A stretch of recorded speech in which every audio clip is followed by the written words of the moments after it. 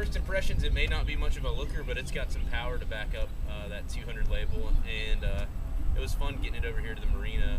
We're about to take it out for a test drive, see what she can do on the open roads here in Tennessee, and we'll report back to you.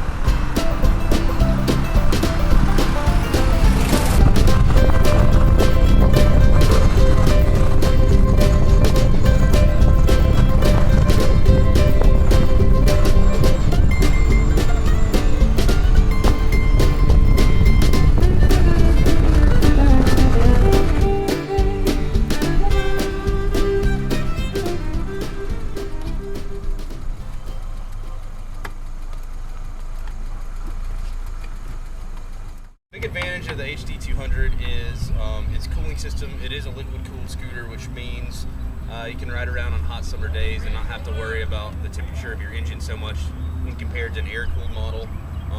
And likewise, with the liquid cooling, we do have a temperature gauge here on the meter, which is an important thing to have. You can keep tabs on your engine temp, and if it does happen to go hot, you'll know about it, unlike some other scooters, mainly the air-cooled ones that don't have any kind of temperature gauge on the instrument cluster here.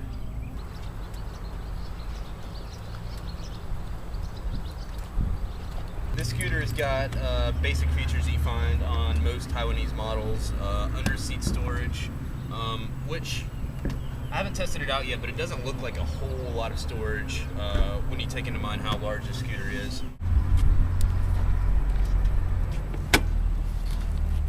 Another good thing about the HD200 was its ride. It was very smooth on the road, felt more like a motorcycle than a scooter. Particularly, I think, due to the 16-inch wheels, they really helped it stability on the road. And people more familiar with motorcycles might be more inclined to ride a scooter with larger wheels just because of the stability and overall feeling of the bike. If my feet were in front of me, I wouldn't have known that it was a scooter.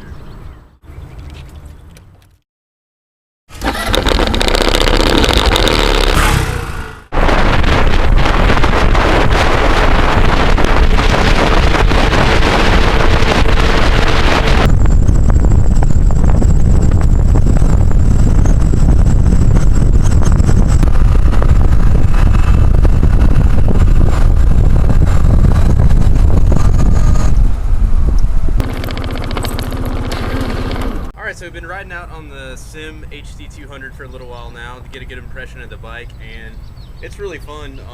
I think first and foremost it proves that looks don't matter 100% because it doesn't really scream out at me looks wise. It looks kind of bland and boring, but once you get on it, it's really fun to ride. It's got a good amount of torque. We did some 2-up riding earlier today.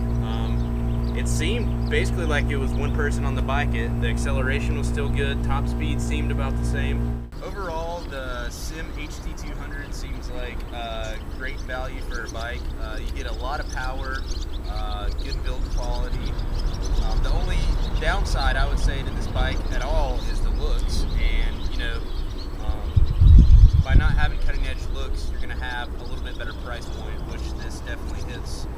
For somebody looking for a first mid-size scooter, I would definitely recommend the HD200. It's got a good amount of power, a good amount of smoothness, brakes, and it's easy to ride all at the same time. So this would be a really good beginner bike for somebody looking who doesn't want to start out necessarily on a 50 but needs a little bit extra power to get them from place to place. I'm Ryan Carden with ScooterNews.com, and this has been a review of the 2009 SYM HD200 scooter.